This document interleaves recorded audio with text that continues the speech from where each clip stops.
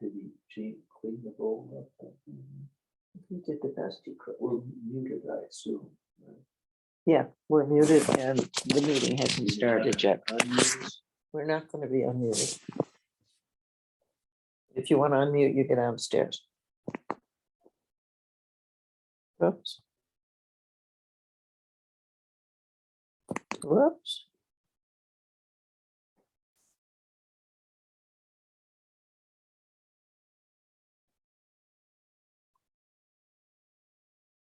I want to see about the participants. Then first one.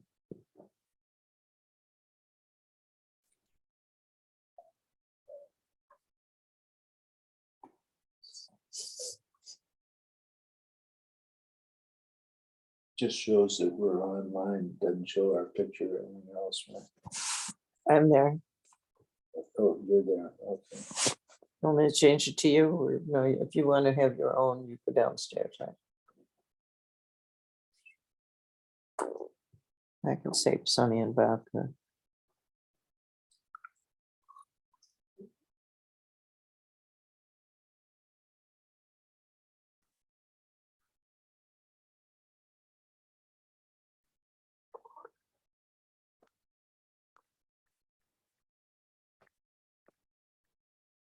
So we're renamed to Sonny and Bob Cook. Who else is on? Nobody. Huh? It hasn't started yet. But it doesn't show who's already signed in. At the moment, it shows me as a participant. But not anybody else.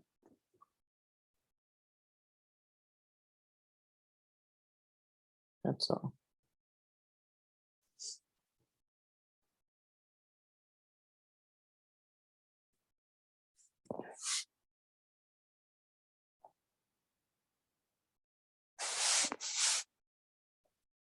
Okay, it's coming on now. The host is on.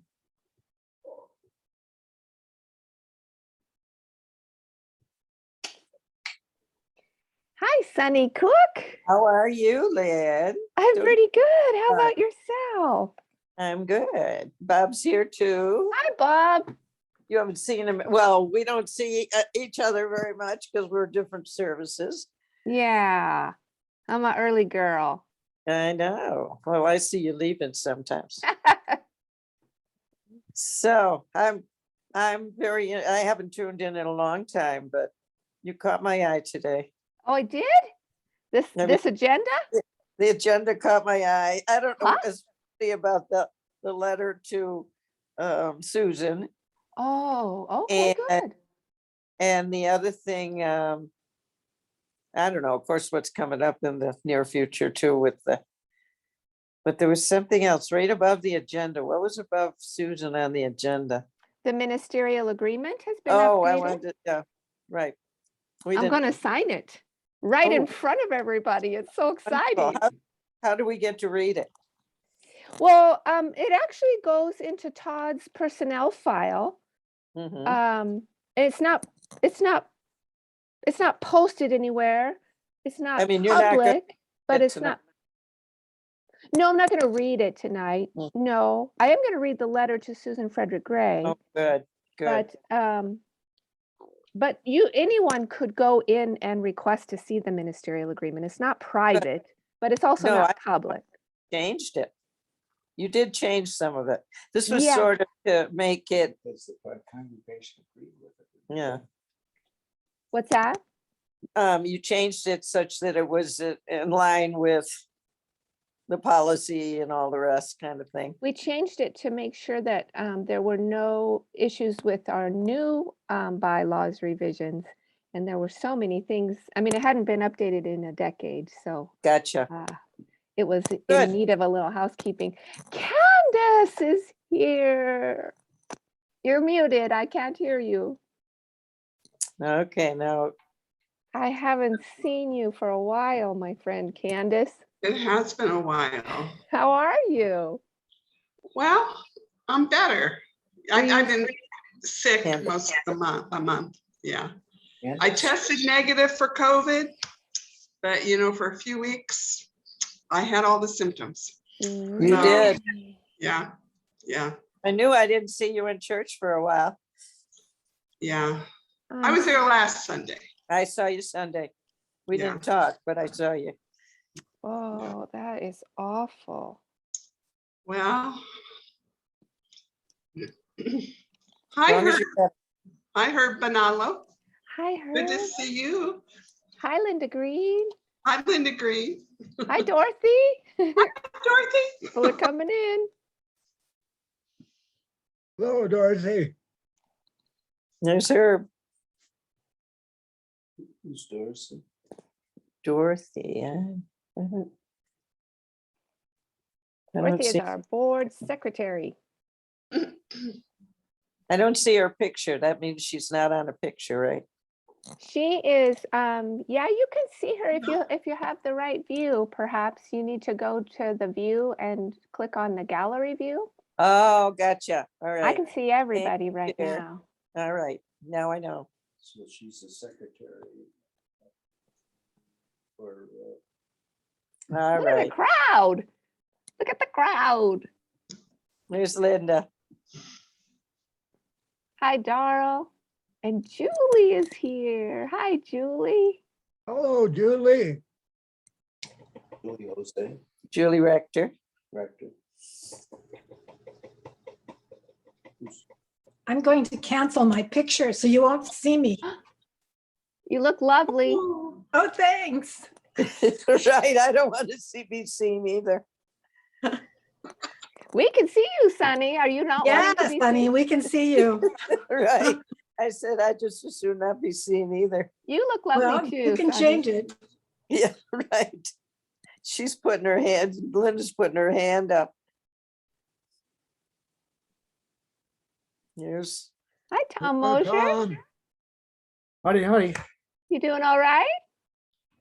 Yeah, yeah. Who says? Tom. Mosher? You look in a different place than I'm used to seeing you, Tom Mosher. Yeah, I didn't heat my second bedroom where I usually go, so it's pretty cold in there. I told you his, Oh, all of pretty this, smart. his church work is in the second bedroom, right? That's right. Well, all my Zoom meetings. Yes. Oh, this is the first one I've attended in about 3 months, I think, of any kind. That shows where I'm at.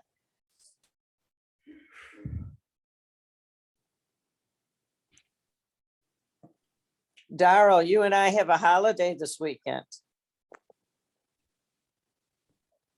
You're muted, Daryl.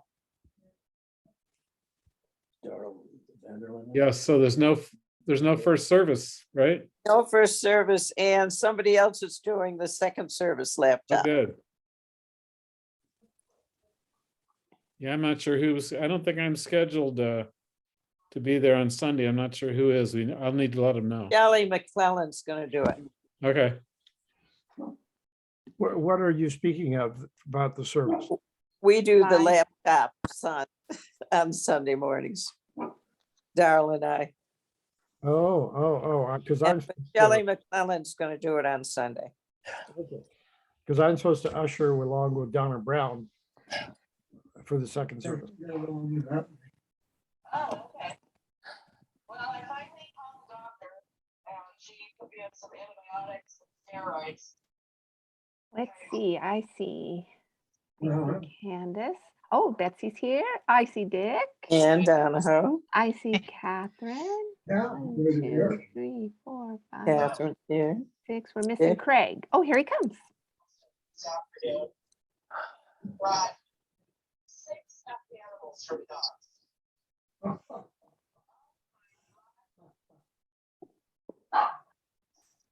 Say, Hi, Craig. we're running all over and fighting over who got which one. And Can you hear us okay? Yep. Okay, great. Great. Lynn, Yes.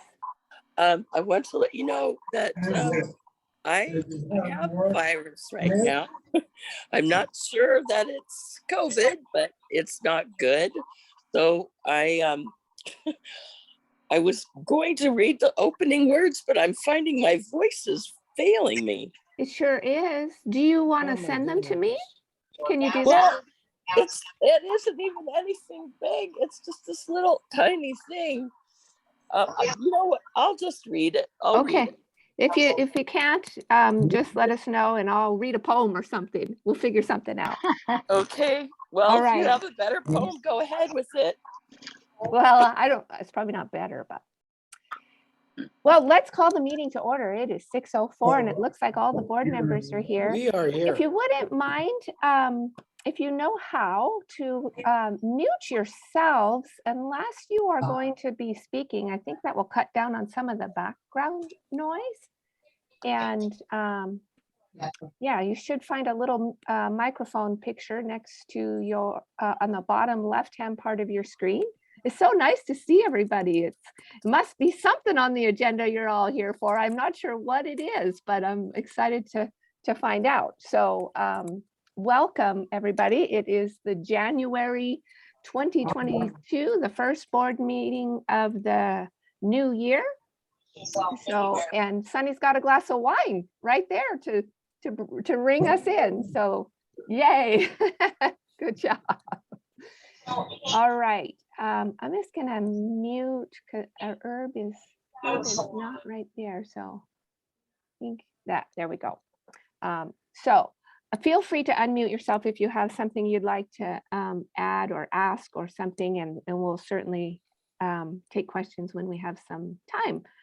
There's not a huge agenda today, so let's go ahead and just take a minute to start with. We will, I don't think there's anything, any board members have anything that they needed to add to this agenda? No, I think it was sent out via email and everybody said looks fine, so good. All right, so the next thing we have on our list of to-dos is to approve the minutes from the December 15th meeting. Did anybody find anything on that draft that needed correction?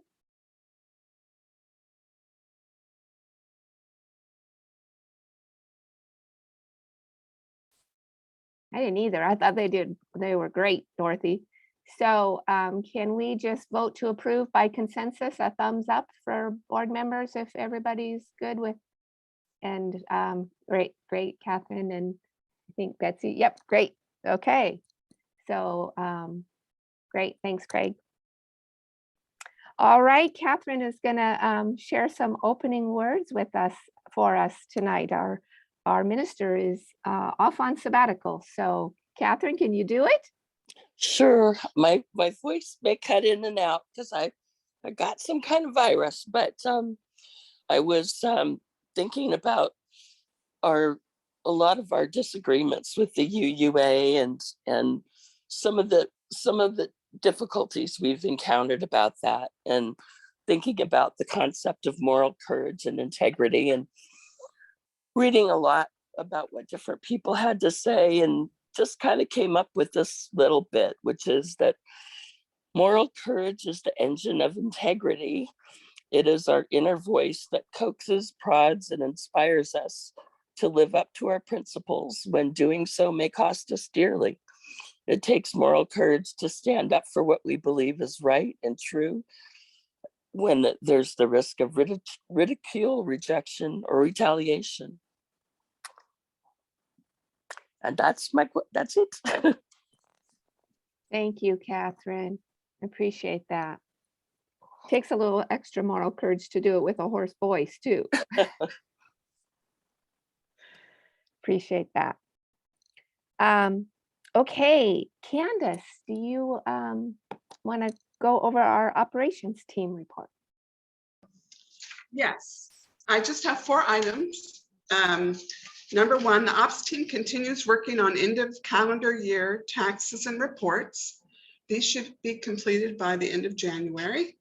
The sanctuary heating system has been fixed. A recently installed igniter module was found to be defective and had to be replaced. Rebecca will monitor the system on a regular basis.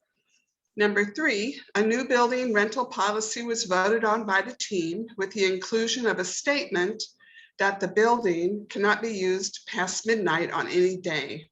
This is beneficial to our facility host, Shelley McLellan, and to our cleaning company. The cleaning company comes in and on Saturday night to clean it up before Sunday. Members of the ops team read and discussed the letter written by our board president to the UUA president, Susan Frederick Gray. All were in agreement that the letter content was appropriate to our situation and are willing to support whatever decision is made by the board as regards to when the letter is sent. And that's it. Great, thank you. You're welcome. Well, typically at this time after opening words, there's usually some words from the president, but the whole agenda seemed to be much of the things, just an update for people of what the board has been working on for the last month. So that's what I decided to do this for this agenda, or we decided would be most important and most applicable to talk about today at this meeting was all the things that we've done. So we are so close to being ready to present our proposal to the congregation and to have conversations with the congregation about our update for our bylaws. And that's based on the work that we've been doing since last spring. On Monday evenings, every Monday evening, we meet from 6 to 8 p.m. And we have been reviewing those bylaws pretty much line by line. Actually, yeah, line by line. So you have probably already seen a Q&A that we put together that has to do with how we're going to go about now having some conversations with people who want to read those bylaws, review those bylaws. We're hoping that applies to everybody. We'll certainly take a look at that and give us some feedback and some thoughts, perhaps questions, concerns, and even some suggestions. So we have a plan to have 4 weeks where we will be, there will be board members in between services to take questions and write down some of your concerns or questions or comments of all those things. And then on the same Sundays where we have those, where we have board members between services to answer questions or address issues in person, we will also have Zoom meetings on those same Sundays from 5 to 6 p.m. for anybody who wants to attend via Zoom. And what we'll be doing in those sessions will be just writing down or taking what you have written, even preferably that congregants who want to have us consider something, different wording, or have a question about something, that if it's presented to us in writing is just so helpful. But we'll also take some notes. And then we are planning to continue our Monday evenings bylaws workshops, 6 to 8 p.m., which will remain open to the congregation. Whoever would love to come to join us for that, it's always open. It's been open to have you come and observe those meetings anytime you like. And at those meetings, then in between times, we will continue to deliberate and discuss any of the input that we receive from congregants at that time. And then coming up on April 24th, at that time,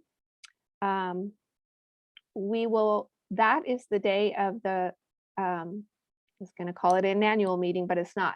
That is the day that we have selected to have our meeting for the purpose of voting, voting to either approve or accept or not the bylaws. We're hoping that, of course, that they will be accepted. So that's our plan. I think that's it for the bylaws workshops. Tom, what am I forgetting? You're muted.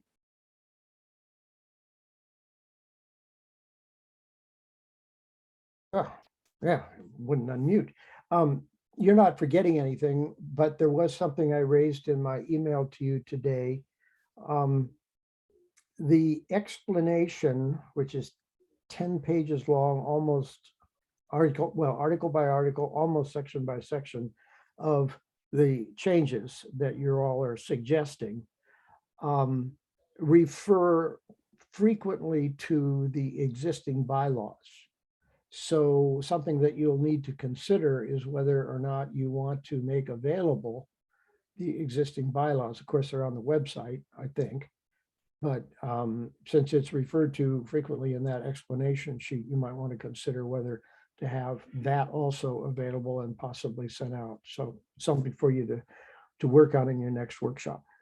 Yeah, I think that's a great idea. I think it might just be easy to have at least a few copies around, and but yeah, we can address that at our bylaws workshop. But I think that I mean, it's hard to look at a brand new document and not refer to the old one. I doubt very much that very many people have our bylaws memorized.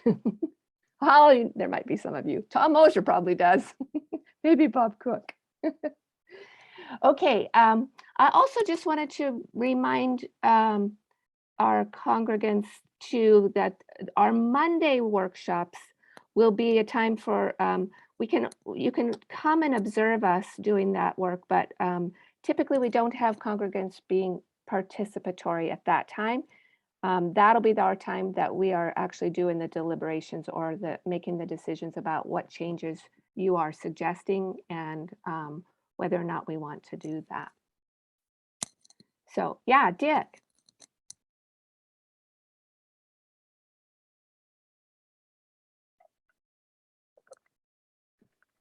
Same thing. I was having trouble unmuting myself with this interface. If I remember correctly, there's some minor modifications to the Articles of Incorporation that are associated with changes to the bylaws. Is that correct? That is correct. And they go together, and I should always clarify that. So we will be addressing both of those things at the same time, same meeting. The first workshop or conversation, the day that I think it's in February, relatively early February, like the 4th, maybe mid-February for our first day, does address the Articles of Incorporation, and then I think the first maybe 3 articles of the bylaws. So, and those, you can see that schedule in the Q&A that was sent out, which articles we'll be addressing over which weeks.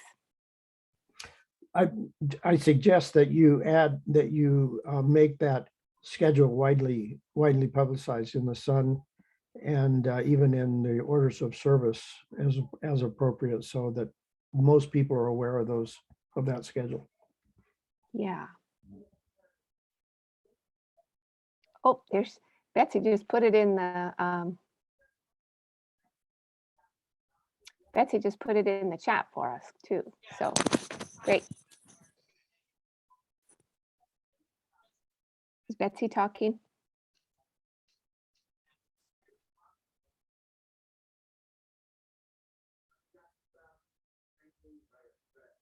Can you guys hear Betsy? No. Okay. Maybe she's not trying. Catherine, did you raise your hand? I did, but I put it down. It was an accident. Oh, okay. Okay. Can you hear me now, Lynn? Yeah. Go ahead. Well, I don't really have anything profound to say. Sorry, after all that. I just put the, I copied that out of that Q&A document that we sent out via email. So it's not formatted nicely in the chat, but it is the dates. You know, Sunday, February 13th, looks like is our first workshop, and then another in February, 2 in March, and then we have the meeting you described in April. So. Perfect. Perfect. And there are also the articles that we'll be addressing with each of those weeks that are listed there too. So that's great. It's hard to do it all in one big chunk, so we'll just break those up. Okay, any questions from anybody else who's here with us tonight?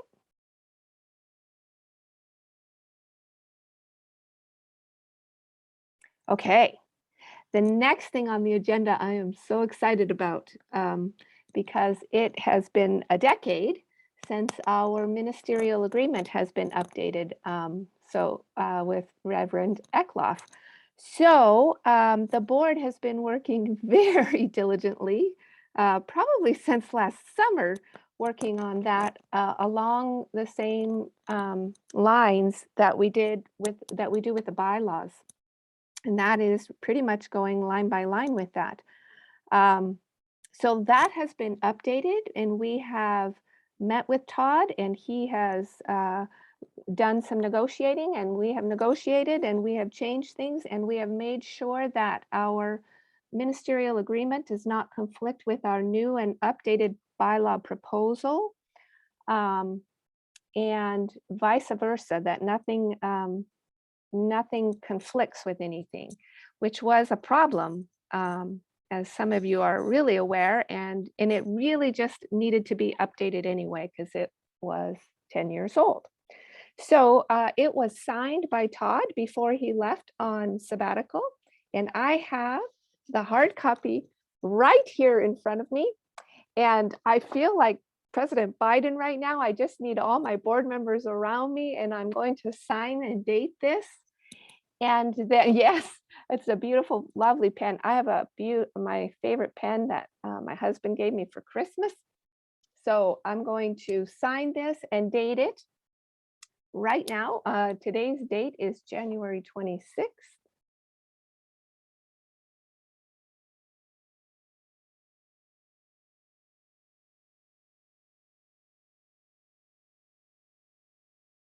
And that's the date it will start. Yes. Lynn, I would suggest, maybe I would put this up to the parliamentarian, that the board pass a motion to execute the updated ministerial agreement. Do you want to make that motion? Yes, I would like to make the motion that that you, representing the board and the congregation, execute the updated ministerial agreement with Reverend Eckloff. Do I have a And second? I'll second. Okay. Okay. Any discussion? Come on, guys, my pen is itching. I have a little bit of discussion to add. So the ministerial agreement was not updated officially. However, there were several changes to the compensation package made by the board with Reverend Eckloff. And then in 2018, basically the terms of the compensation package were changed. And that was in response to a state law that that basically said, if I can kind of summarize, that if you offered a benefit package to employees of the church, you also had to offer it to the minister. And so that kind of conflicted with the way that the original ministerial agreement had been drawn up. And so our new ministerial agreement brings everything in line. What it says he will be paid is actually well defined, and it can be updated in the future. And everyone can now, Todd and the board will know how much he's being compensated, and it'll be easy to execute by the administrative staff. So that's just a little background to what we've done here. Anything else? Just a question for Craig, actually. That law that Washington State passed, I presume that's still on the books. Is that correct? Yes, the way I understand it. So okay. So does that have any implications for? I mean, I'm not suggesting we reword the agreement, but just in general, the next time we go along, should there be a provision for the option to adopt the pad at the in minister's instance to adopt the package that is offered to other employees? Would that be appropriate? Well, so in this agreement that we're about to execute, we have the term that we offer that package to Todd, Okay. and whether he takes it or not is up to him. And so Got it. that pretty much Perfect.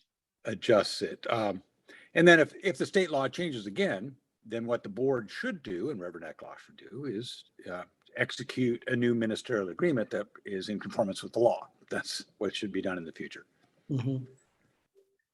Yeah, Or perhaps an addendum to the existing agreement. Or but do something. So Yeah. and then I believe we have some really clear guidelines as to how frequently the ministerial agreement should be at least approved or re-updated or re-looked at again. And that's in the bylaws too.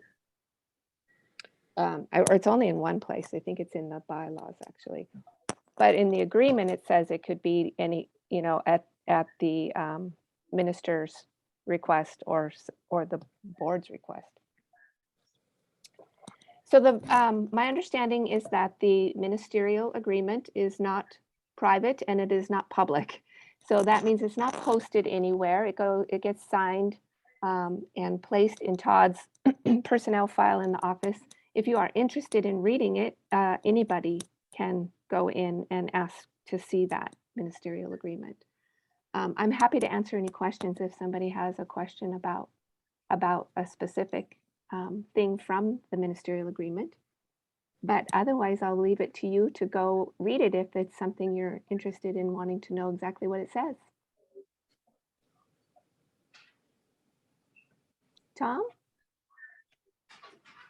One other item of clarification that people listening here might be interested in. You described and Craig described the conflict that existed for many, many years and caused issues and problems just time after time after time, although a lot of people didn't realize that was occurring, but it was problematic. So the interface that you would describe between the ministerial agreement and the bylaws is that in many places in the bylaws, it refers to the particular situation that might be the subject of an article or a section in the bylaws. It refers to the ministerial agreement. And at one point it says in the bylaws, if there's a conflict between the bylaws, the ministerial agreement, and the policies and procedures of the board, the ministerial agreement takes precedent. Yes, absolutely.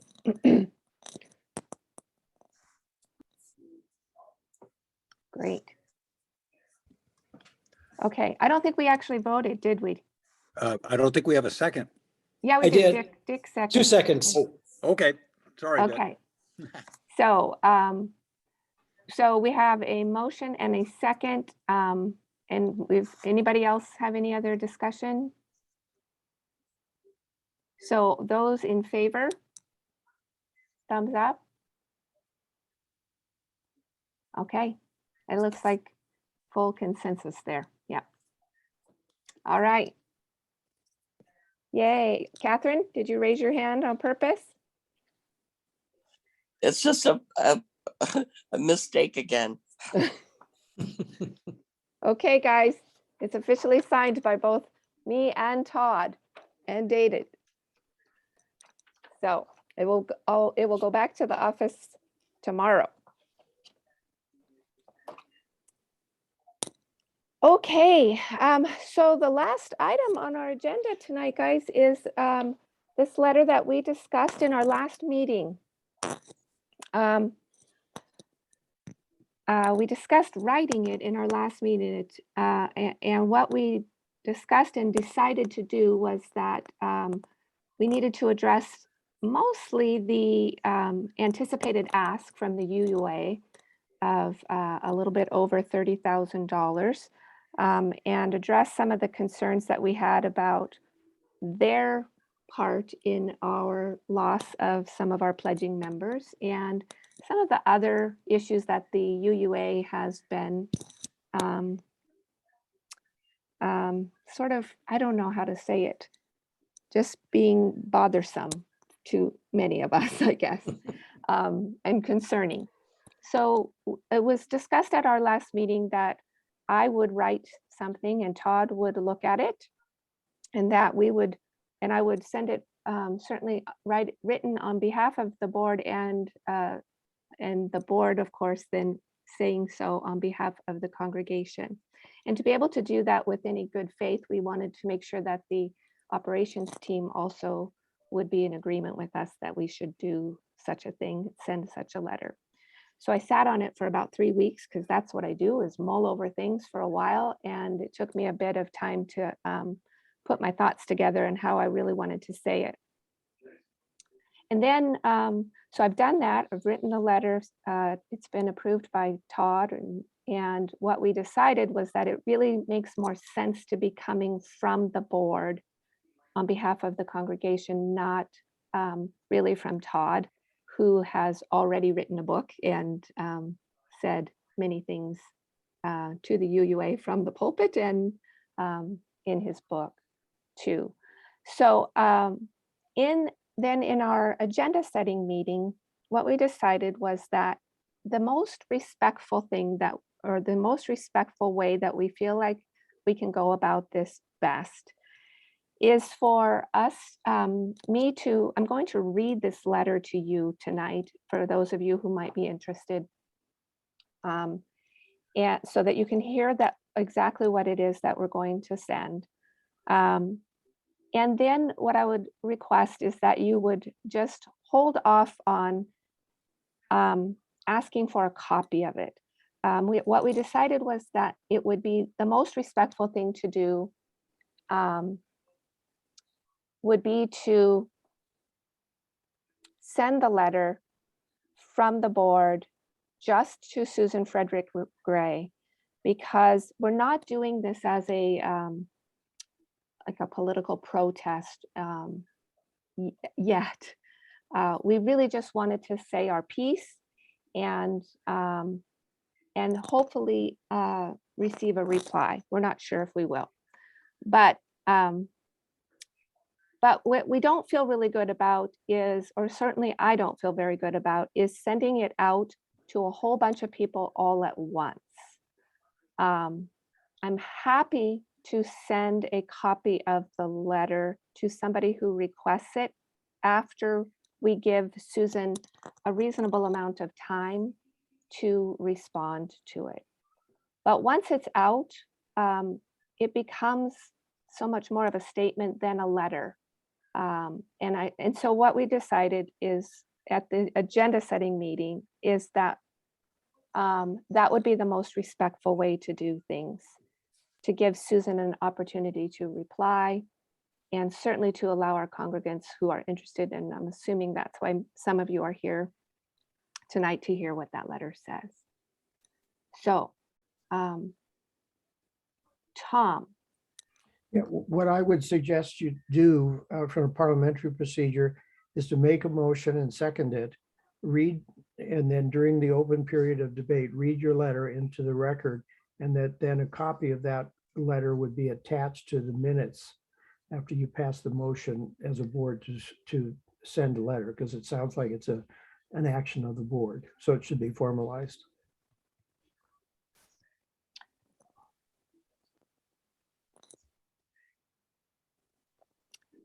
So I'm happy to have a motion, although I mean, it seems like we already did that last month. We decided we voted on it then. Yes, we did. It's in the minutes that's what we were going to do. That's what we did. The board has all agreed to send this letter, and the ops team has. So I think we're good there. I'm just, I'm very hesitant to I mean, it's a pretty respectful letter. It's not really nasty. So, Well, has it been changed since last week? the only thing that's been changed is I added doctor to Reverend Eckloff because he's a Reverend Dr. Eckloff. And then we put one line at the end asking for a reply, but that's it. Well, it sounds like you've got it covered then. That letter should be attached to last month's minutes then. It should be as an official part of your deliberations. It should be part of the record, whether it's last month or whether it's this month. Well, I think what I'm going to do is then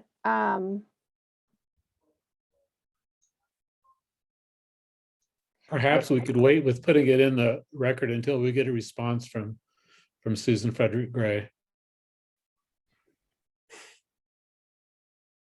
Would that make more sense? No, well, I'm supposed to advise you, and my advice is that isn't the way you're doing things. You're sending the letter and it's an action of the board, and it should be reflected either because of action you took last month or action you're going to take this month. Whether or not she replies or not is moot. I can see that it's whether or not, I mean, eventually, I don't mind eventually putting it into the record as part of the minutes. I guess what I'm respectfully asking is that if I'm sending a letter to somebody, I would like it not to be sent out to the world until, unless I'm trying to make a political statement somehow. It seems very disrespectful to me to, if I'm sending a letter to you, Tom, that I'm going to send it to everybody at the same time I'm sending it to you. Well, That's what how I'm trying to prevent. How do you get to sending it to everybody if it's just part of your minutes? Well, it's just out there then. Oh, okay. Well, somebody could make a motion that it not be released for any person's use until it has been 2 weeks or whatever you want to say. But boy, this is just as official as anything you're doing. My advice is that it somehow become part of the record. And if she never replies, it never gets in the record. Is that what you're saying? No, actually, no, I'm not. If she never replies, and if anybody wants a copy, I'm happy to send them a copy today. Okay, I've said it. I've said enough. It's up to you guys.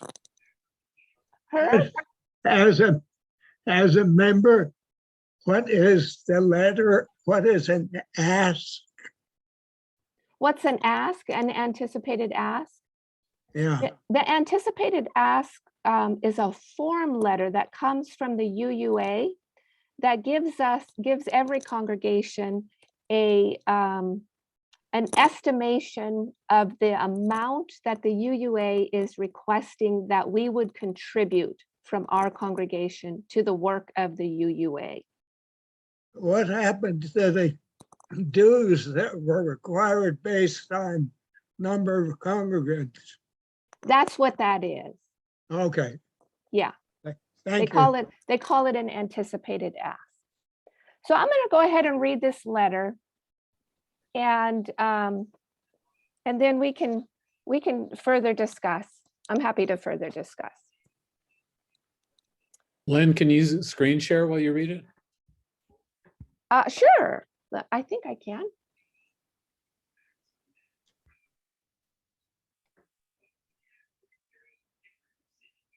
Oh boy.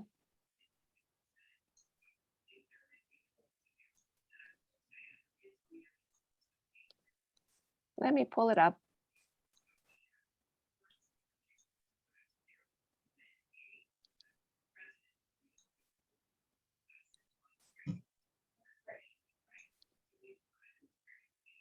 Sorry, guys.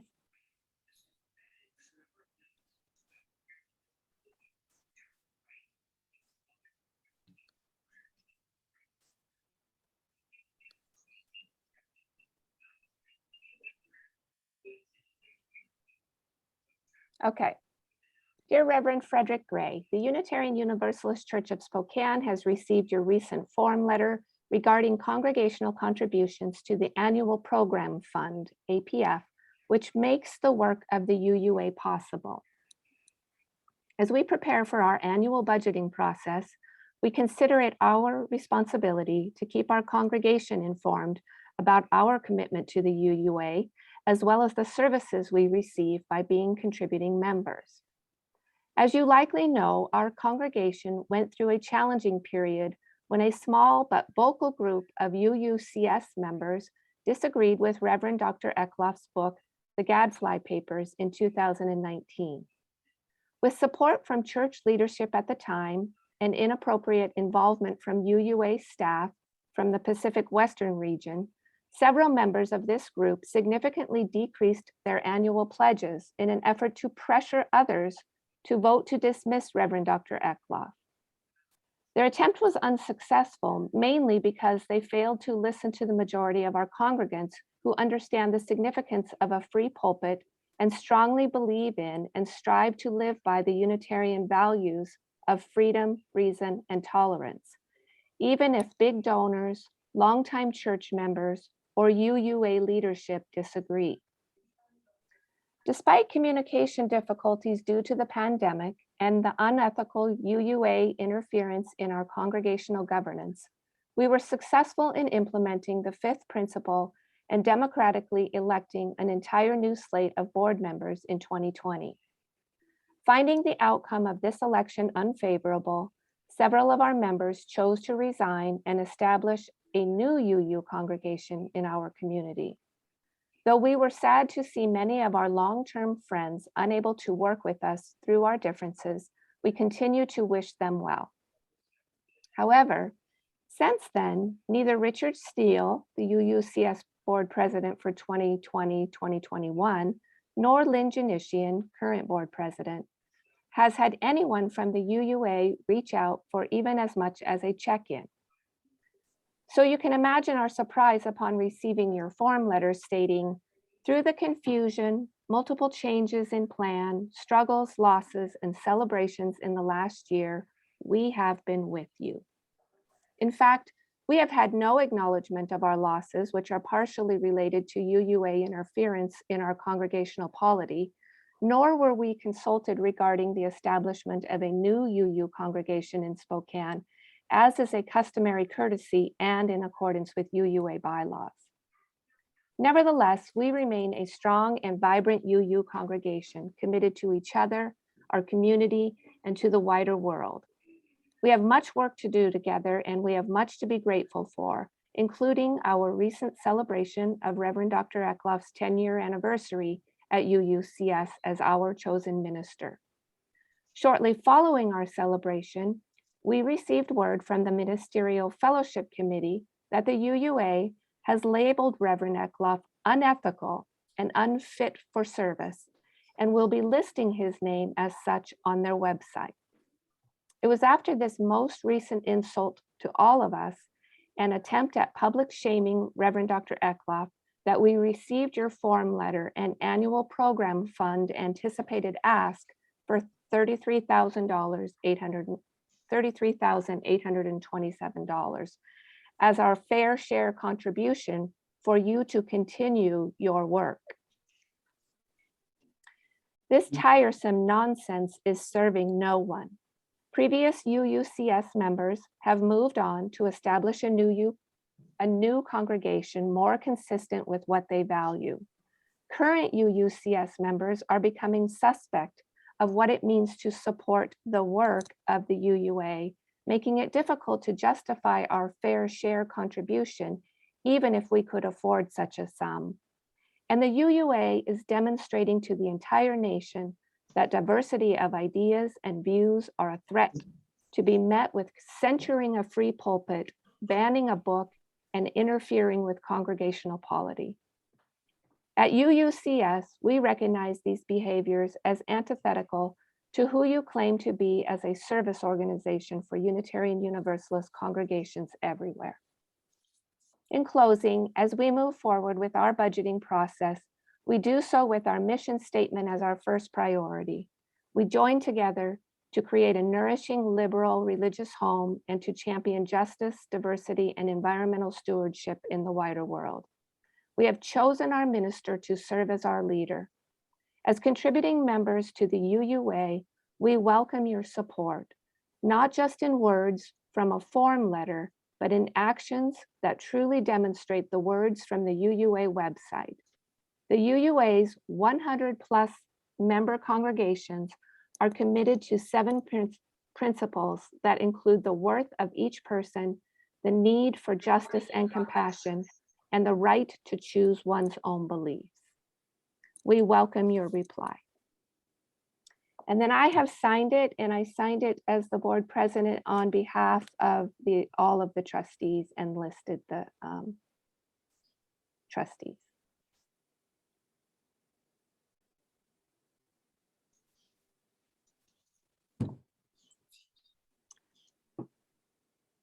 Thoughts? Well, I have read the letter several times before, and I just, I want to say again, though, I think it's really well written, and you don't beat around the bush, but you're saying it respectfully. So I just really like the letter a lot. Thanks, Candace. Say, Lynn, just one small thing. My name doesn't have an S in it. It doesn't?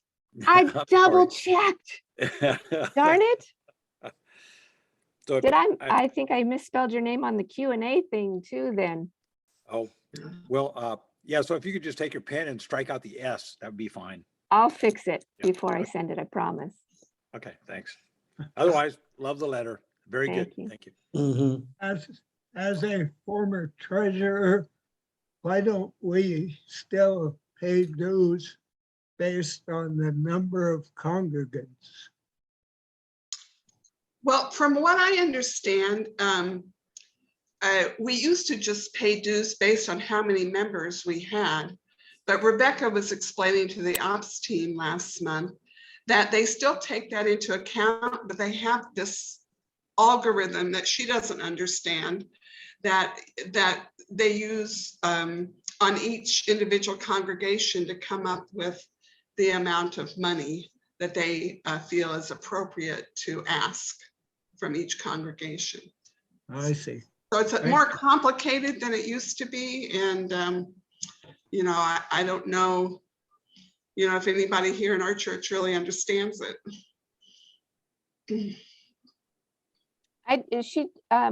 There is some calculations and stuff included in her form letter that she sends. I have that too. I'm happy to bring that up on the screen if anybody wants to take a peek at that. It's kind of long, but I don't want to read it all. I'll get as hoarse as Catherine. But so what I would really like to do is send this. I'm assuming I can send it from my own email, CC the board members who are also all included as signers of this letter, and give it a week or two.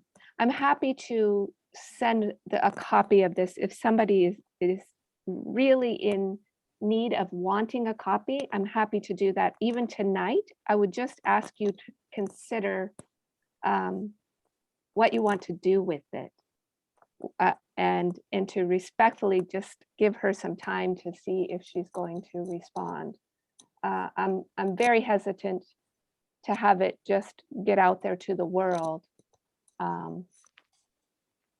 without giving her a moment to read it herself. Well, Jean Larson, I see you're here, and I think it's my understanding, and I hope I have this right, that we still are sending them about the same amount that we sent last year, which is around $3,000. Jean, do you remember if that's correct? Oh, You're muted, Jean.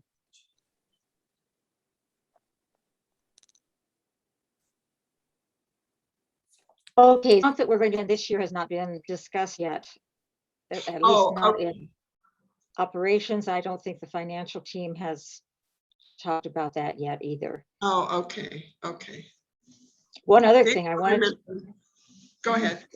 just say that at our discussion in the operations team, I felt that the congregation should be made aware of this letter before it is sent.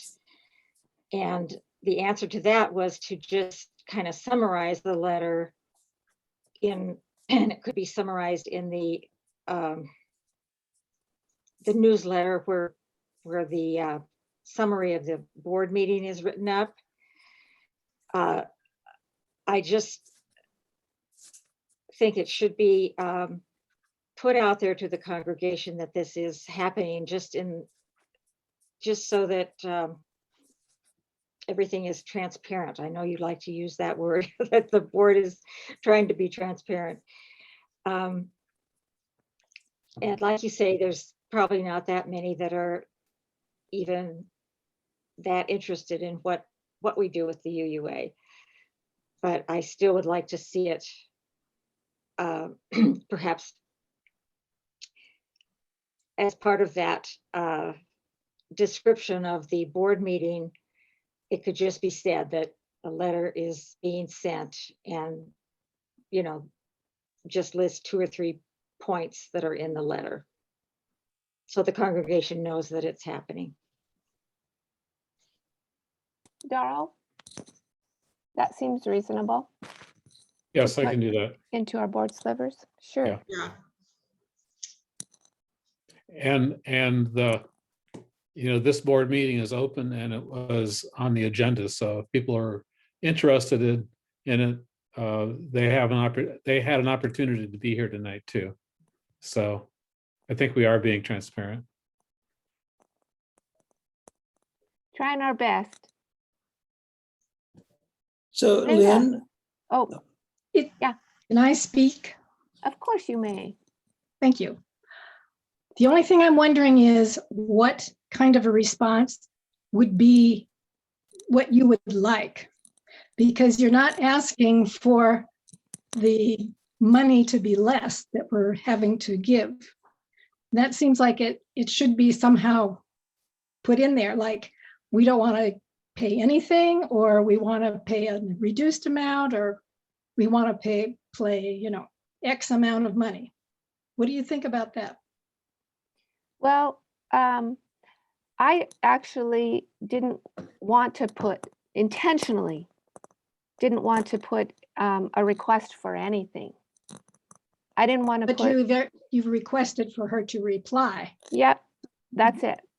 But I don't want to tell her what she should or should not do, or what. I just want to know, really, in the reply, the only thing that I wasn't expecting anything, but I would like to just know that she received the letter and that she read it, frankly. okay. Well, Lynn, I think the letter is beautifully written. Thank you very much for spending all the time to do such a good job on it. Thanks, Linda. Dick? so I like the letter a great deal myself. I had earlier suggested, and maybe it's worth considering, that when the letter go out, that it go out sent from you on behalf of the board to Susan Frederick Gray, and that a copy of the letter be, that the entire congregation of the UUCS simply be copied. Everybody sees the same thing at the same time in the same form. Now, and I understand that sort of like raises the, how shall I say, might raise the temperature.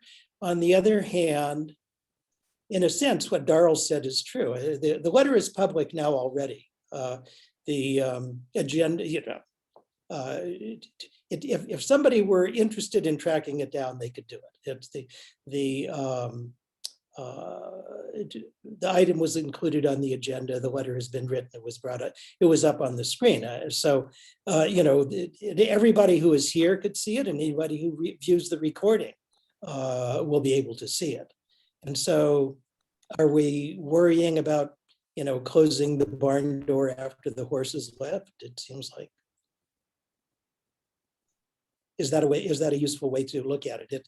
It certainly makes it easier in terms of not being concerned about specifying a time 2 weeks from now or 4 weeks from now or some other date certain when the letter gets released. But I'm not trying to put pressure. I'd like to hear your thoughts. Well, I've already said my thoughts. I mean, I just am a real, personally, it is my belief that if I'm sending a letter to somebody, that it should not, in the same way that I don't like to reply all to an email or CC a bunch of people for something, I think it's just more respectful to write and send a letter.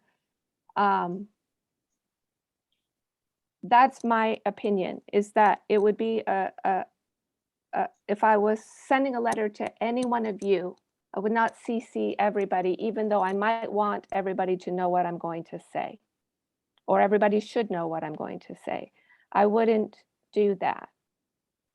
But I'm only one person, so I'm happy to hear what the other board members think about that. It just feels a little bit more respectful to do it that way.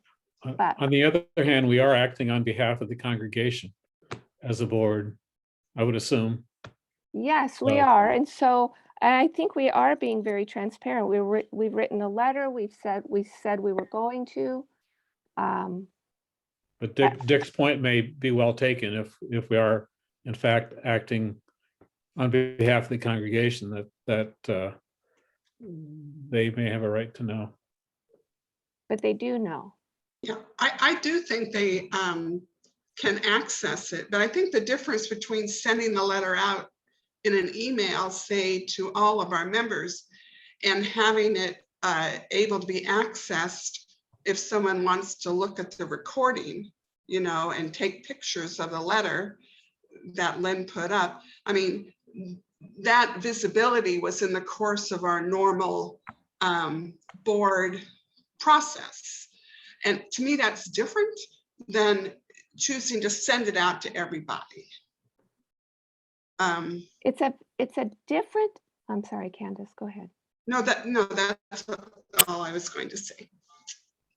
It's a very different statement to, it makes a statement when you send a letter to somebody and you CC a very large number of people to that. As you said, Dick, it turns up the temperature. And that's not, I'm not trying to keep anything from anybody in the congregation about what we've said, clearly, because I just read it. But I just would be so curious as to why it would be necessary to do that. What do you think people, what does it do to turn up the temperature? What will that serve? What purpose would that serve? An alternative route might be to do what Martin Luther did. Put a copy of it up on the wall in the church. That's an idea. Lynn? Yeah, Sunny? I sent a personal letter to Susan, who I had a personal interaction with at General Assembly on stage of all things. I sent her a letter. I waited months before I finally sent the letter. And I waited months. And at the last day of a year, she responded, just very, she had received the letter. That's the most I got. And I'm not sure you're going to get more than that. And whether you want to wait for that long to make other people aware of the letter, which was very well written. If somebody wants a copy of this letter tonight, I will send you an email with it. I'm happy to do that. I'm just very hesitant to blast it out there. Tom, is your hand up, Tom? Yep. Go ahead. One of the things that hasn't been brought up in this whole conversation is This is an institutional letter that was sent out. There's other than possibly having it shoved in front of her to sign this form letter, which went to hundreds of churches, she may not even know what the content of it is. So it's not like you're sending a personal letter to me like you used in your example. You're sending a letter to an organization. And that may be a reason you don't get a response, but to me, it lessens the aspect of a personal contact with an individual, like you sending it to me, or you sending it to Dick, or you sending it to Lila Gervin or something. I don't even think there's a comparison. That's just my opinion.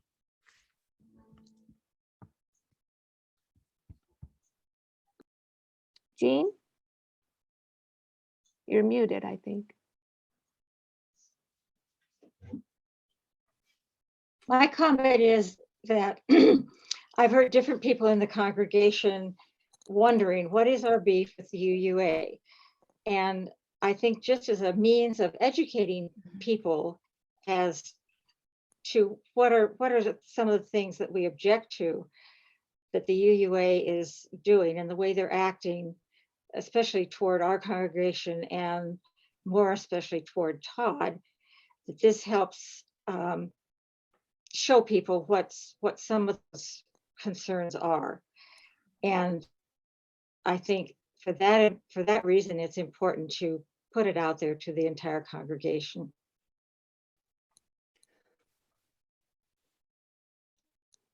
Karen? Can you hear me? Yeah. Okay. Yeah, I agree with Jean. I think, we've been through, which your letter eloquently expresses what we've been through over the last couple of years. And it's sort of a state of where we are right now and what our thinking is.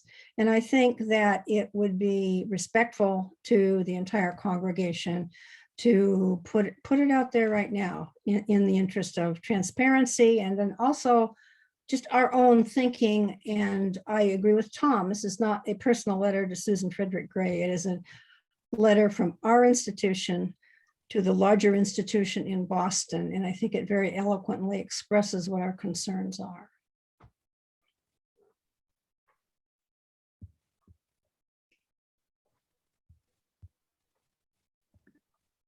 Well, it very well may raise the temperature if we send it out. What are the pros and cons of that? Do we want the temperature raised? Do we want to be, part of that? Or, do we leave that to the UUA to continue to raise the temperature, which they have over the last couple of years?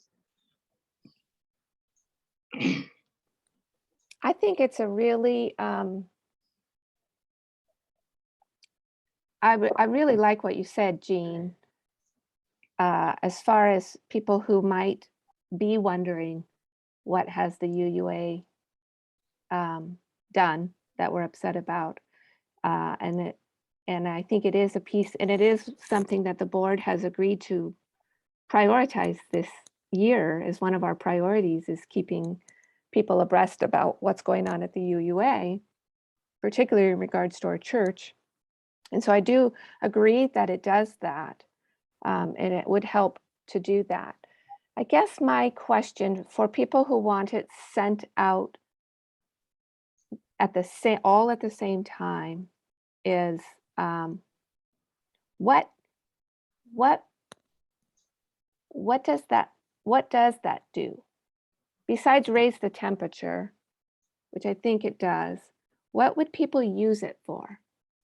Why do they need it at the same time? I mean, I think a week later or 2 weeks later or sometime soon, it could be just as educational if we're just using it for educational purposes. But I'm curious to know what would people do with the letter? Why would they want it? I agree with Candace. The letter is out there now.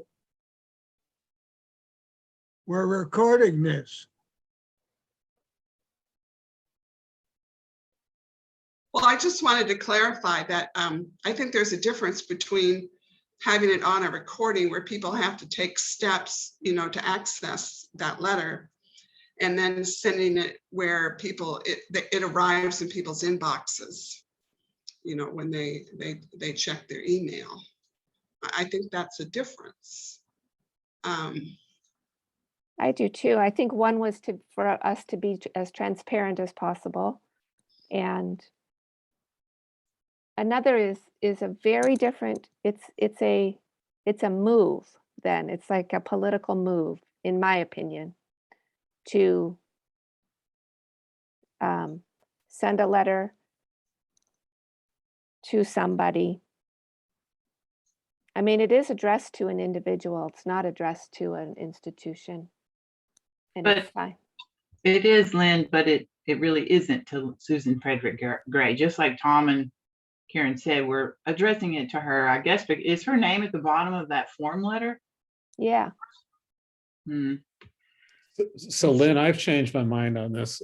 I think it would be appropriate to send it to the congregation just to show our respect for them. So they know what we're doing, so we're not trying to hide anything, which we aren't, but I think to show respect for the members of the congregation, to let them know what we've done, what we're doing. And I don't think it will raise the temperature. It's, for the most part, who cares? The UUA probably doesn't care. People outside of her congregation probably don't care. So I don't think it's going to change things very much. I agree with Darrell too, that they're probably not going to care. And in releasing it and avoiding any appearance of non-transparency, we're weighting our church and our congregation above politeness, I suppose, or whatever, to an individual named in the letter, Lynn. And because those are the 2 points we're arguing here, which is not raising the temperature and politeness and to the addressee versus, kind of transparency with our congregation. And I guess I would fall on the side of transparency too, just send it out. And I think Darrell's right. It's not going to really raise the temperature, and he's not likely to really, given Sonny's experience, even respond, right? So I think that this is the only person we've really heard from, and again and again and again, is Todd. And I think then the board gives, underground support of what he's been saying on Sunday mornings and so forth, and what we've been hearing. So I think everyone will be happy to read it when it comes. I agree with Betsy and with Darrell. I think you should send it out. I agree with Betsy and Darrell and Craig, and yes, I think we should send it out. I agree that there really is an order of importance here, and I do believe that in order of importance, transparency and being timely with our congregation is more important than our personal matters with the head of the UUA. One way that we might proceed is the way actually that Tom mentioned earlier, which is adopt the letter, send it out to Susan Frederick Ray, attach it as an addendum to the minutes, publish the minutes.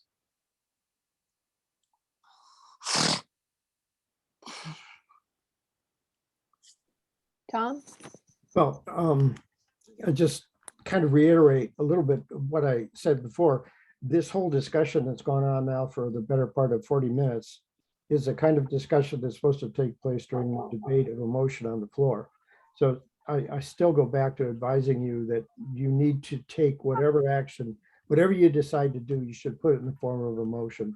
And it should have been a motion to begin with, and this should have been the debate that goes with it. So again, that's it. Candace? I had two thoughts. One is I know some newer members or newer people who have been attending, are confused about what happened. They kind of hear references to it, but they don't really know what happened. And the letter, if they're not members yet, they probably wouldn't get the letter if we sent it out to all the members. But if it was out there, it would help them understand what happened. Because I imagine it's kind of disconcerting to come in really, like the church and everything, and then wondering what happened, And another thought is that, not that this should affect our decision, but the letter in describing what happened over that period of time kind of implicates people who were in church leadership during that time, conspiring or whatever you want to call it with the UUA, and not listening to the majority of the congregation. And people from the new church, are going to see that letter, and be interested in it, I'm sure. So I just wanted to put that out there. That I don't know if we would receive criticism or, and probably most people don't care, but I certainly don't care. But I just wanted to say that I think that's likely to happen. That there might be some people disconcerted about having their role described like that in a letter sent out to everyone. Busted. Sorry, just kidding. Dorothy has her hand. You're muted, Dorothy. Well, if it's going to be written up in the Sun, and I presume that what gets written up in the Sun through the board slivers is a support for this letter, and you could have a link on that to the letter. So if people are going to read that the board supports writing this letter and a summary of the letter, and then you could have a link to the actual letter if somebody wants to read the whole letter.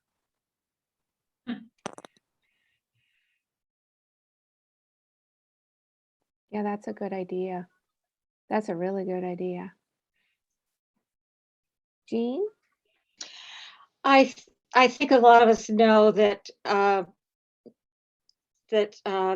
as many people as we wish read the newsletter, and even more people don't read the minutes, and even more people will not read a link to the minutes. And I think it is important to, as Darrell said, in respect to the members of the church, that this letter be widely distributed. Thank you. Somebody tell me in regard to what Dorothy said. It used to be that our newsletter went to hundreds of other churches and other people. So would that link be going out to that broad of a base? Something to think about. I thought the newsletter only went to the members and friends of the church. Well, what I'm saying is I know it used to go very, very broadly, as do newsletters from other churches too. Now, whether that's true or not, I don't know. I don't know. That's interesting that nobody knows. Well, I'm sensing I'm losing. So oh, Dick, you got your hand up? Perhaps something that could work would be to send the letter to Susan Frederick Gray, and then have copies of the letter printed and made available at a table at the back, and that we announce that anybody who wants to pick up a copy of the letter and read it is welcome to do so. And that way, anybody who is interested in getting it, or if they don't, if they're not there in person to pick it up, if they're attending remotely, they could actually ask that a copy of it be sent to them. maybe that would be an appropriate way. That would be inclusive of all the congregation. Anybody who's interested to get it could get it. But nobody would have it like shoved in their face, which I sense is part of your hesitation, Lynn. The sense that it's going out and will be present for a whole bunch of people who may or may not be expecting it, and may not have any particular use from it from their point of view.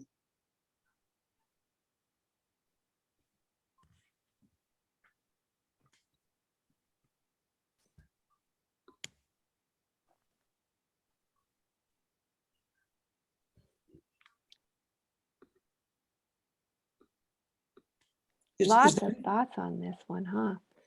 Yeah. What else? Were you going to say something, Dick? Is there any sort of, I think Tom's point is well taken. We probably ought to have a motion, just some concrete proposal. We can vote it down, we can vote it up, whatever it is, but just something which gives shape to the discussion that we take. And then at the end of the time, we either adopt that course of action or not. I don't have a motion, mainly because I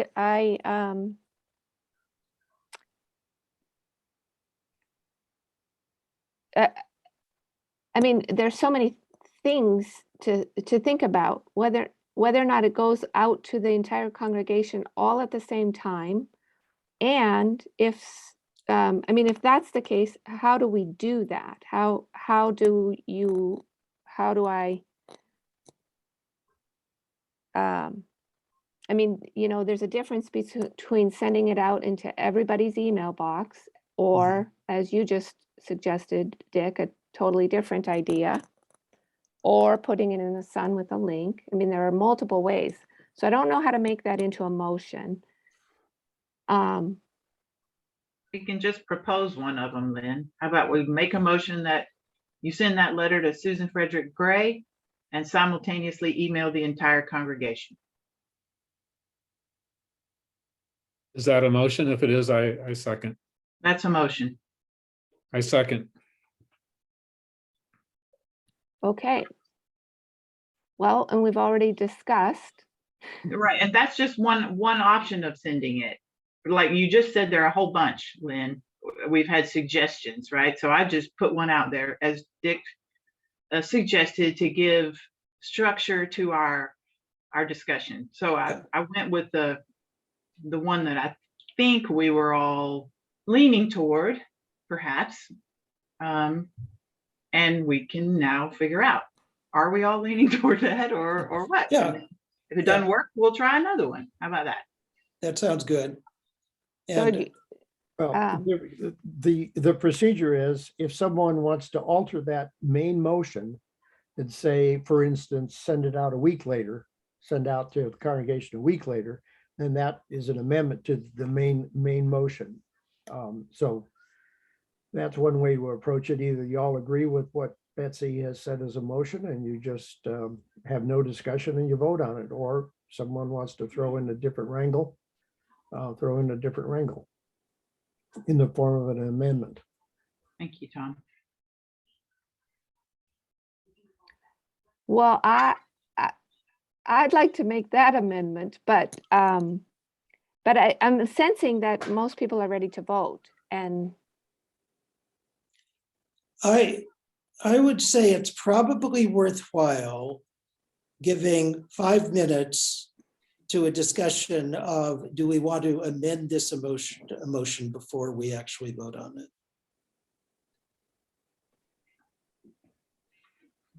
That's my stance. And if, Yeah, that's a good idea, Dick. So I'm kind of torn. On the one hand, I did not write the letter. And so I honor the person who did write the letter and how they wish to have it presented. But on the other hand, in today's age, once you send that letter out, and in fact, today's discussion kind of makes it public. So I think once you agree to send it to Susan Gray, out it goes. And I think at the next, how about this for thought, is at the next meeting, taking Dick's suggestion, at the next service, we're available to give hard copies of the letter to anybody who wants it. And members of the board will hand it out at the next meeting. And so it's, it's just helping people access the letter. Or another option would be to just post it with the bylaws, with the board slivers, and then talk about it as a service announcement that this letter has been sent. There's a copy on the board slivers. Look up the website, and then it would be public to anybody who wants to see it in the congregation. I'm really not for sending it out to everybody's email in the church. I think I am it would be not better either. I agree with just that. send it out through the regular modes of communication. And if somebody doesn't do email, doesn't do the internet, then we will have a hard copy at the first church service. I think that would be another option that might be and then Lynn's concerns would kind of be addressed, I think, in that if it was a hot button item for Susan Frederick Gray to respond to, she would have time before the next church service. But I doubt that we will hear from her. So there's my 2 cents. Do the board slivers go just to members? What slivers goes in the sun, doesn't it? Right. Is the sun available for anybody to see on the website? Yes, it is. Yeah.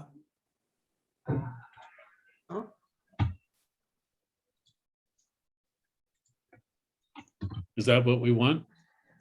It's not what I want. I don't think it should be on the website by any stretch. Well, you've got a motion on the floor. You can agree to end your debate voluntarily by mutual agreement and vote, and then you can go on to something else. Are we ready to vote?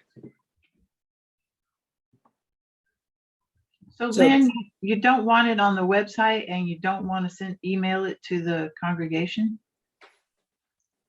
It's a really fine letter and educational. I agree. Thank you. I agree. I think it's both of those things. I think it says what we wanted to say, and I would just, out of respect, not send any letter to anyone. I probably in the same way that I wouldn't send a complaint letter to a business and post it all over social media.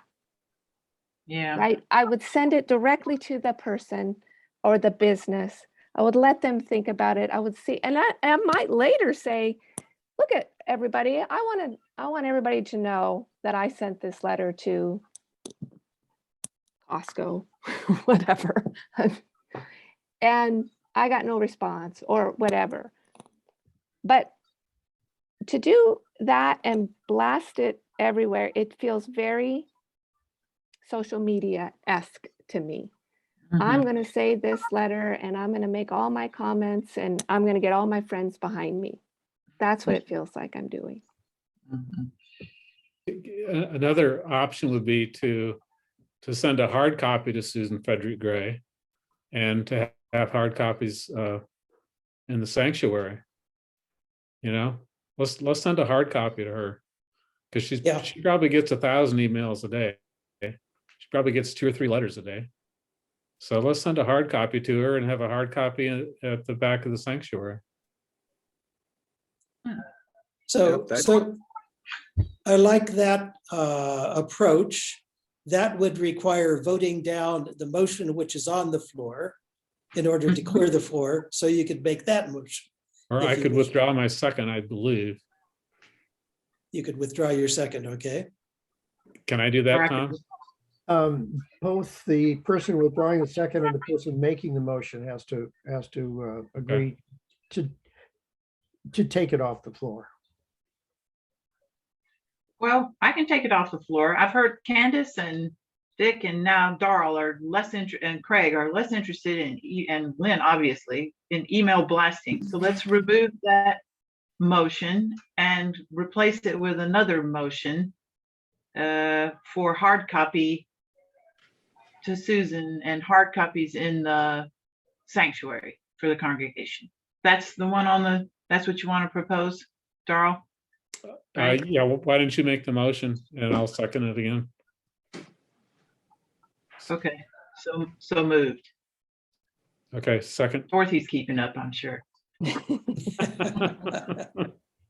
to go, Dorothy. So discussion on this item, I think it's fine to do it that way, kind of slows everything down. But I think it should also be mentioned and posted in the board slivers, which it, you know, usually only people at the church look at. Because the membership of the church needs to know what we're doing. And it's an official letter from the president of the board. And we're all, in You're all effect, signed. co-signers of that. Yeah.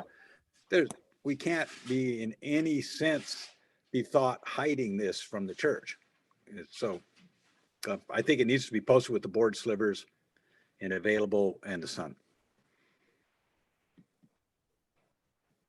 So Craig, are you saying a summary of the letter and then a note that it's available at the church? Yeah, there has to be a way for the public to, well, I wouldn't mind posting it actually in the slivers, but either way, just so somebody will be informed of it and they can get their hands on a copy of it. There has to be a way. I think a link should be available because a lot of people are not coming in person to church and would need a link in order to know what it's about. Right. Yeah. But the Sun goes to more than just members, right? The unknown question. But it does go to members, Okay. and they're the ones whom we are speaking on behalf of. Okay. I really like that idea because you have to do a little bit of work to get it. It's available, it's open, we're not trying to hide it. And somebody who wants it can go looking for it. And there's nothing wrong with that. I don't think we have to make people read stuff that they might have very little interest in and fill up people's inboxes. To have to go looking for it on the board slivers or, I mean, it's not really our fault if somebody doesn't read the board slivers or the Sun or something. It's not like we're trying to hide it. It's there for people who want to go looking for it. Well, just as a clarification, I had to step out of the room and help Mary with something, but if Betsy would modify her motion to include, what you're saying is included as a link in the board slivers, and the second agrees to that, then, you know, you don't have to go through an amendment.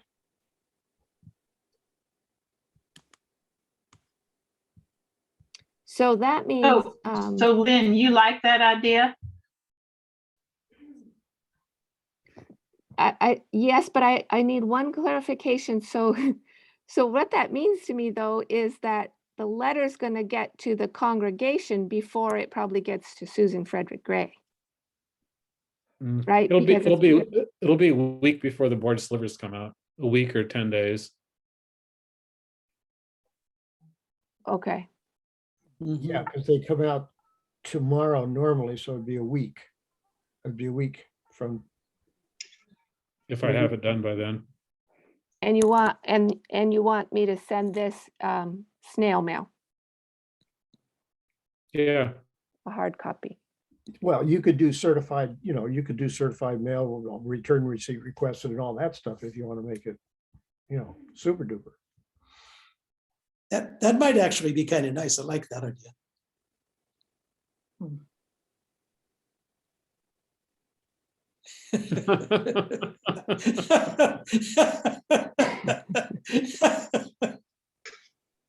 Yeah, it makes it important.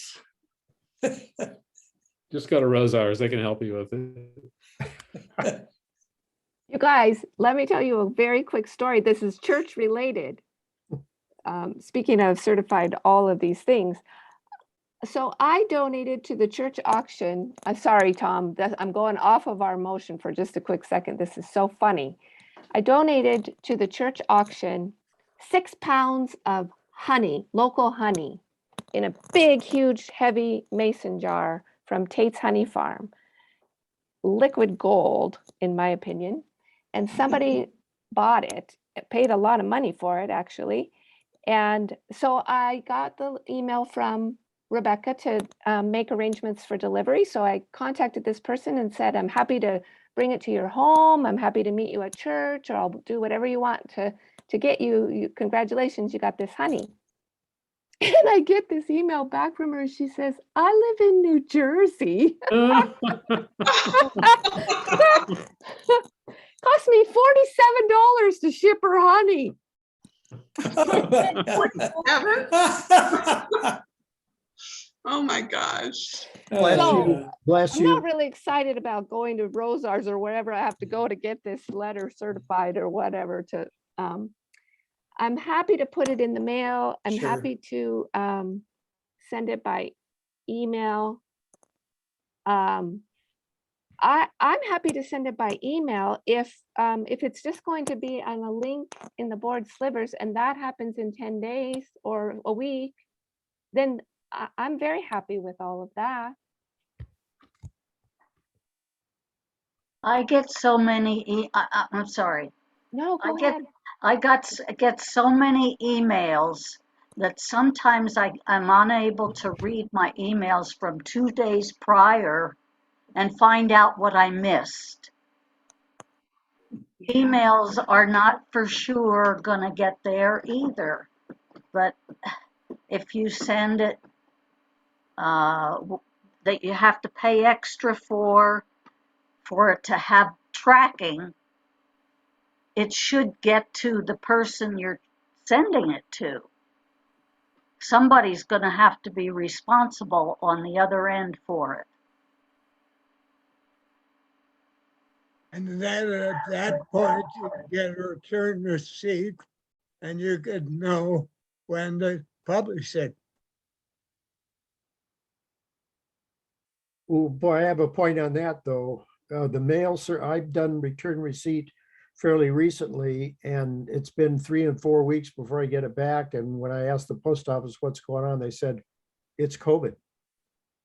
We don't have enough staff to process return receipts. It's low on our priority list. Yeah, you could send it both a hard copy and an email copy. Yes. Yeah, good idea. I just send it regular mail plus the email. Regular email plus email. Yeah. Put it in board slivers, and we hand out hard copies at the back of the church around the table, and friendly board members are there to engage with congregants who have questions, comments, or any other sort of desire to discuss. To state the obvious, Todd is on sabbatical. And so if we're going through this process and people are getting access to the letter, you know, I would imagine some people would want to ask him some things, you know, about the content of the letter, and he's on sabbatical. So us board members then may get more questions because of that, which is okay. Yeah. We can hand out copies of the Gadfly Affair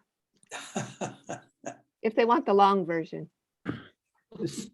So do you have a way to either withdraw the motion and remake it, or to clarify the motion with a second accepting the clarification? Okay, so I think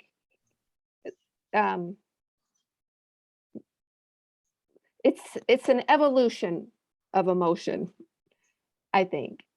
I don't know if that's probably not really a thing, Tom, but it sounds to me like we would all agree, we'd probably have consensus if I email this letter. Oh, Tom. Go ahead. I'm just counting. Oh, okay. I'm One thing. I appreciate you so much, Tom Mosier. I am going to email this letter. I'm going to hard copy mail this letter, just regular mail. And Darrell is going to include it in the board, just a statement that it's in the board slivers. when that board slivers goes in, there will then be a link to this in the Sun. Is that correct, Darrell? Yes.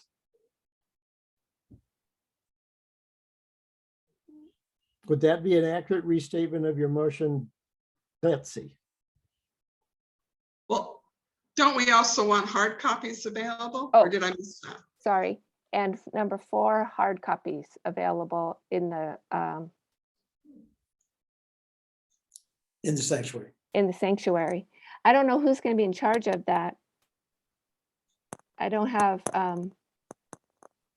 specific plans to be there on specific days to discuss the letter. I've got those specific plans for the board workshop congregation or bylaw stuff, but not for this letter. So if we're going to do that, that might be something else to add to our to-do list. Who's going to, we don't have to have somebody there, I don't think, do we? And no, we could post it on a bulletin board. Hmm. Just make it clear that it's available. Okay. Well, is somebody going to make an announcement then that the copies of the letter are available? Well, that could go in the board slivers too. Oh, okay, just leave it like that. Okay. Well, if the board slivers, they won't come out till next Tuesday or Wednesday? Is that Thursday. right? Next Thursday. And so then the following Sunday would be the 13th. Am I right there? Mm, Yeah, not quite. No, the 6th. I think. Yeah, it'll be the 6th. Oh, yeah, no, yeah, I'm wrong. So it'd be the 6th. So that's when the preliminary bylaws are posted in the sanctuary anyway. Great. So, yeah, so I'll be there. I'll defend your honor. So do we need to vote on this amended motion? Is it clear for Dorothy, the 4 items that are now part of the motion that originally was made by Betsy? Yep, she says yes. Okay, and you're there, Daryl, with your second? Yeah. Okay, Okay. All those in favor of those 4 things happening with this letter?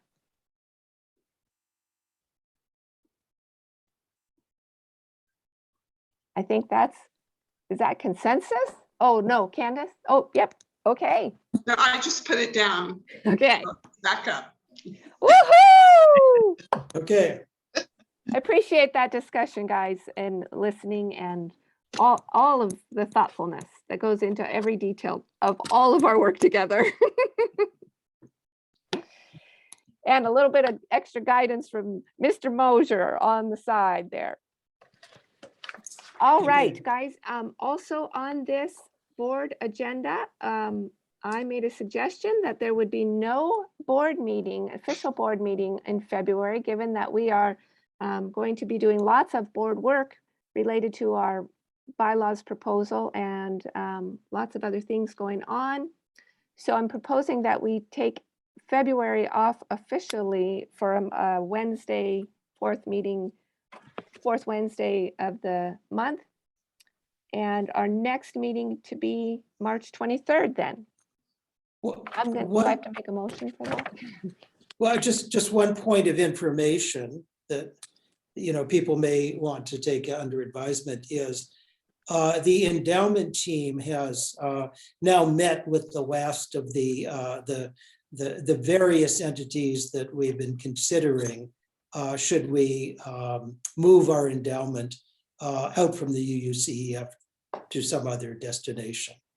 And so it is possible that in February, the endowment team will have a formal recommendation for the board to take up. Now, it's not essential that the board take it up in February, but it might be ready before that time. The board could take it up at the March meeting if things proceed the way I rather think they will. Well, thank you, Dick.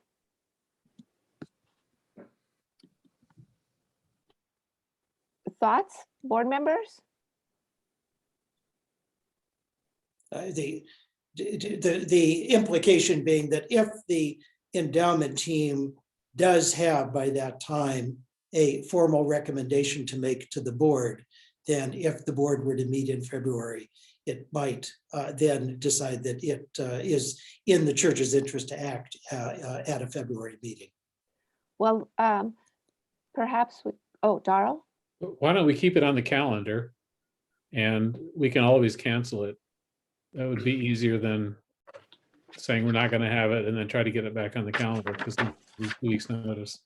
I agree. Yeah. Or we could meet in February and not have a board meeting in March. Way to go, Candace. Yeah, okay.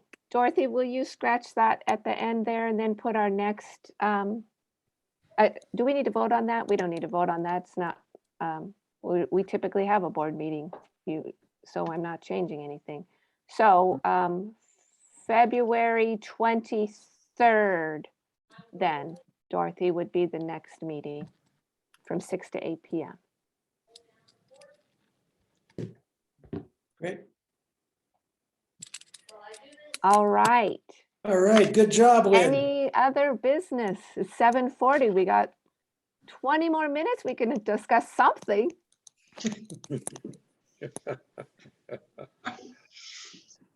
All right, friends, colleagues.